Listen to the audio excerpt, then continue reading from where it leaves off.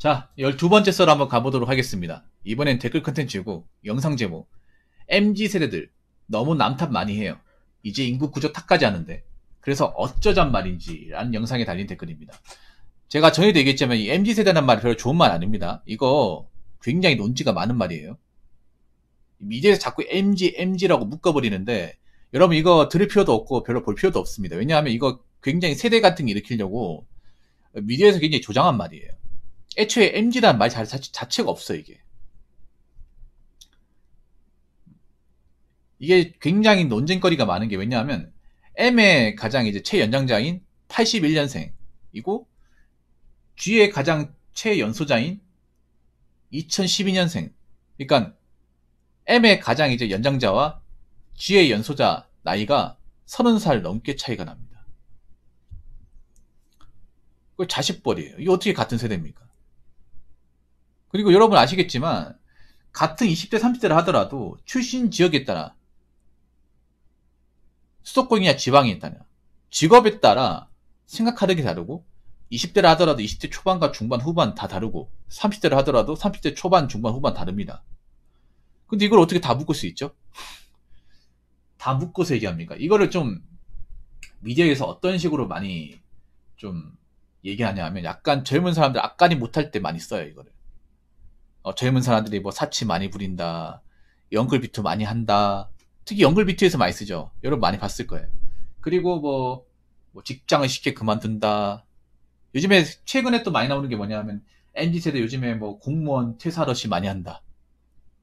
이런 식으로 많이 얘기해. 그러니까 안 좋은 걸로, 좋은 거는 얘기가 하는 게 없어요. 여러분도 많이 봤을 거예요.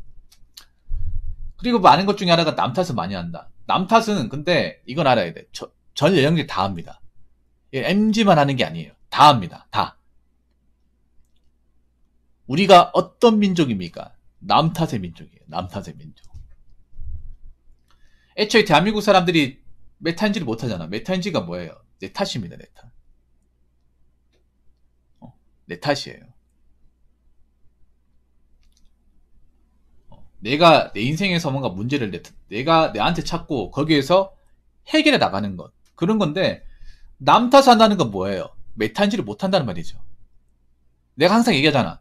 모든 인생의 어떤 잘못된 문제 원인은 근본적인 원인은 나한테 있어. 물론 100% 나한테 있는 건 아니고 부차적인 원인. 그러니까 뭐 취업 어렵고 뭐 대한민국 경제, 뭐 법 이런 게 부수적인 원인이 될 수 있지만 근본적인 원인은 우리 각자한테 있습니다.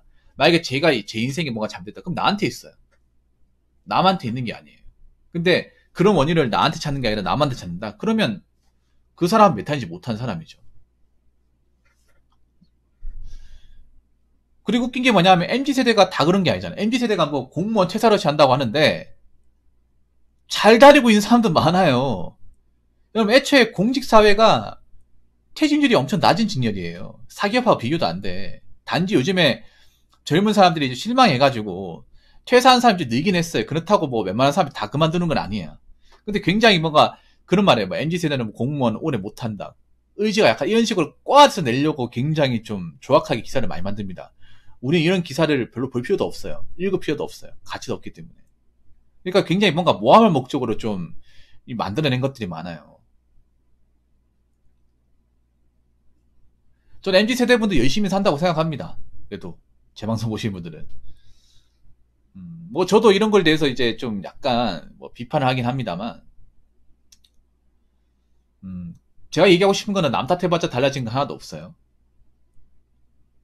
근데 자꾸 미디어가 시키는 대로 움직이면 남 탓하게 돼 있습니다. 미디어는 여러분들 자꾸 남 탓하게 만들어요.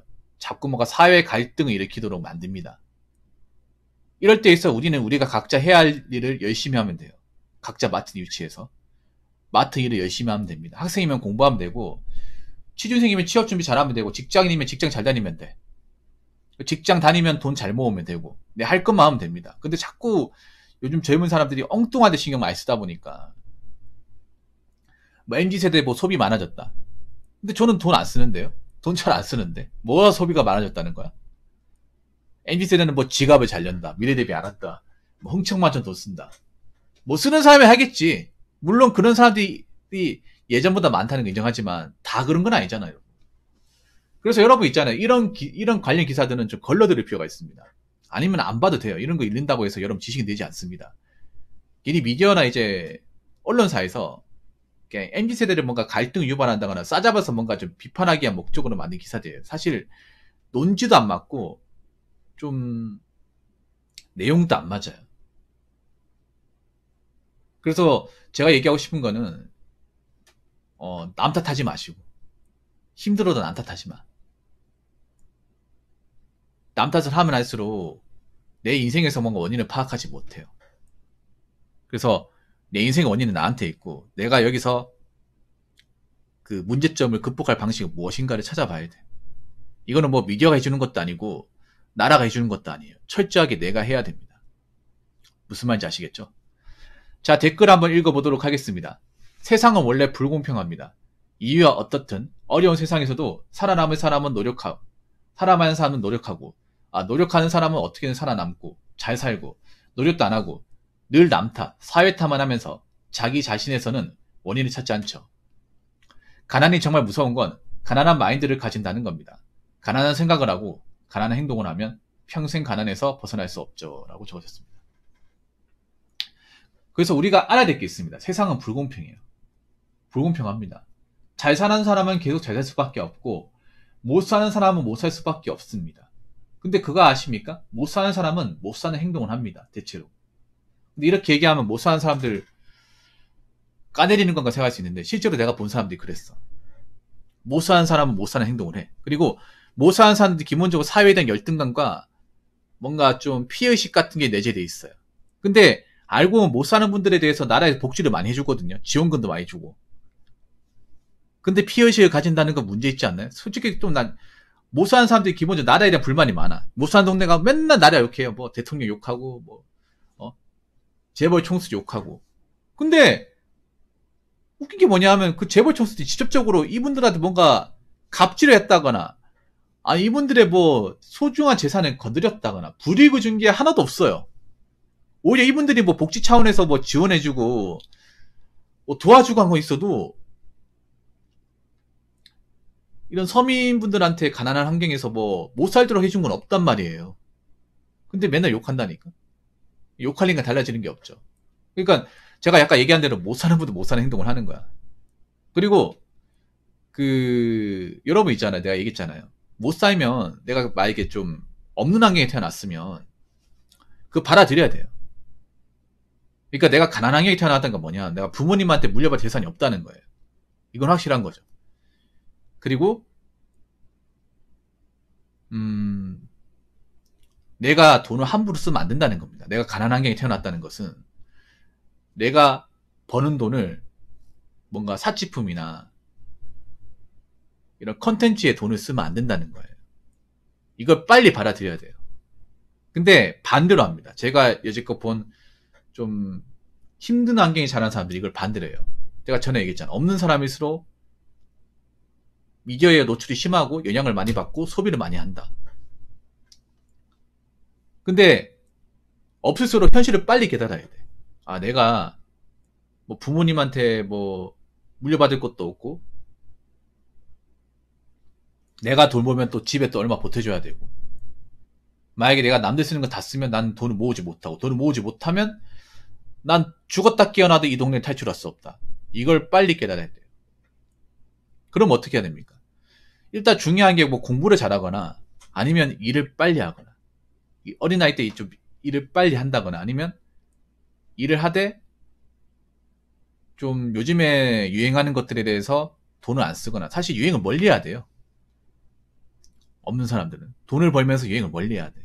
그래야 돈이 모일 거 아닙니까? 근데 이거를 정말 싫어요. 왜냐하면 아무래도 좀 기본적으로 좀 없는 분들이 열등감을 좀 가지고 있어. 내가 어렸을 때부터 뭔가 물건을 못 가져서 애들한테 놀림을 당하고 딸을 당하고 남들한테 업신여기고 이런 것들이 좀 쌓여가지고 어른 되고 나서 난 그렇게 살지 않겠다. 나는 좀 사고 싶은 거 마음대로 사고 누리고 싶은 거 마음대로 누리고 살겠다. 이 마인드가 강해. 근데 어른이 되고 나서는 제가 봤을 땐 그래요. 내가 그런 걸 다 하면 나는 여기에 나오지 못하고 발전되지 못하고 계속 우리 부모님이 살았던 데 똑같이 인생을 산다는 것을 빨리 깨달아야 돼요. 그래서 뭐 공부를 잘해서 좋은 대학을 간다거나 아니면 공부를 내가 못하면 빨리 기술이 배워서 돈을 번다거나, 네. 그리고 그 번 돈을 되도록이면 모아야 되는 거죠. 모아야 돼요. 그래서 저는 개천에서 용 나는 케이스는 별로 없지만 개천에 빠져나온 사람은 되는 거예요. 개천에 용이 안 되더라도 개천에 뱀은 돼야 돼.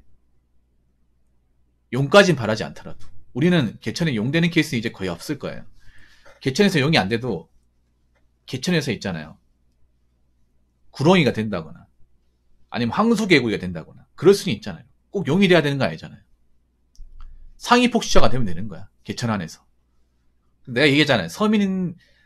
서민분들이 뭔가 나아갈 방향은 준산층 아니면 서민 중에 레벨이 높은 사람 딱 거기까지 가야 돼.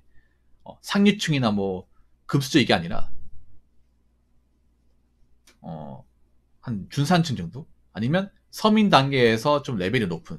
여러분 똑같은 서민이라고 묶어도 다 같은 서민이 아니에요. 누구는 그래도 어느 정도 좀 괜찮은 주거 여건에 살고 있는 서민이 있고 어떤 사람은 진짜 열악한 환경에 살고 있는 서민도 있는 거야. 그러면 나는 열악한 환경에 살고 있는 서민이면 좀 더 돈을 모으고 축적해서 지금보다 좀 몇 단계 높은 서민으로 가겠다. 예를 들어서 우리 집에 뭐 단칸방에 산다고 치면 돈을 모아서 투룸인수 가서 가고 투룸인수 살면서 돈을 모으다가 그 돈 모아서 쓰리룸인데 가고 그래서 또 돈을 모아서 이번에 하나씩 2개 딸린 곳으로 가고 이런 식으로 차근차근 업그레이드를 해야 돼요.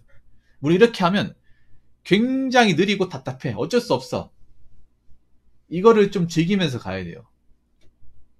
힘들더라도 고생길을 하더라도 좀 극복하면서 가야 됩니다. 근데 이걸 다 포기하죠. 이런 말 합니다. 야 이렇게 해가지고 언제 부자 되냐.